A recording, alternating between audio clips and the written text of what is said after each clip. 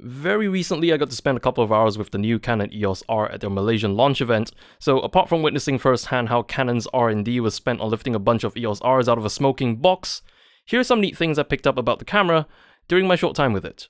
So there is a touch and drag AF function that once is enabled allows you to use the LCD touchscreen or part of it, sort of like a trackpad to move your AF point around the frame when you're using the EVF.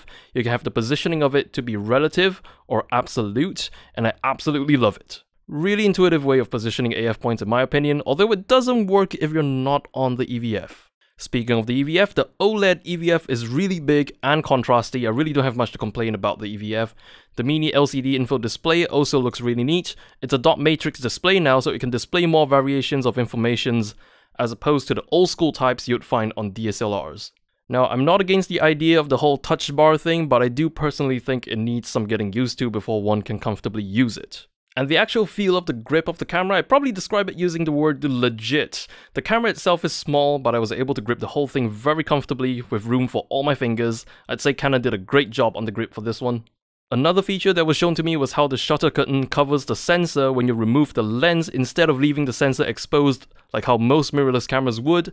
I didn't get any actual footage of that, but here's a photo from Red Shark Media showing exactly that. The Canon EOS R also sports Canon's legendary dual pixel AF and performs very well. It's snappy and I was able to track moving subjects rather well with it. They also set up a dark room for us to test the camera out in low light. The AF is not bad at all in low light and I was able to get some JPEG high ISO samples out of the camera as well. I did shoot RAW samples as well, but as of now I don't think there's a software that can interpret the new RAW format yet. And now for the video features, I was thrilled to see C-Log come as standard in the EOS R. You can enable it for internal recording or have C-Log kick in only for the 10-bit 422 HDMI output, an option that completely makes sense in my opinion. There's also View Assist for C-Log, which is basically like a LUT that makes the image on the LCD more viewable, while not actually altering the final recorded image. Dynamic range, as you can see, looks very impressive. Now the cropping in 4K recording mode is definitely there and it's very apparent, but one thing I didn't see coming was how the crop is basically non-existent if you're using an EFS lens, which is possible with the EOS R using the adapter, despite it being full frame because it auto-crops the frame to fit the EFS image circle once it detects an EFS lens. So I tried recording both 1080p and 4K with an EFS 10-18mm on the EOS R and noticed no difference in the field of view, which was a pleasant surprise.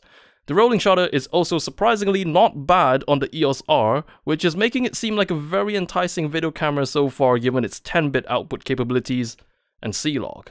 And of course, the final highlight for attending the Canon launch event was them giving me a free EOS R t-shirt. So that's it for today. Let me know what you think of the EOS R in the comments. Thanks for watching, and I will see you in the next video.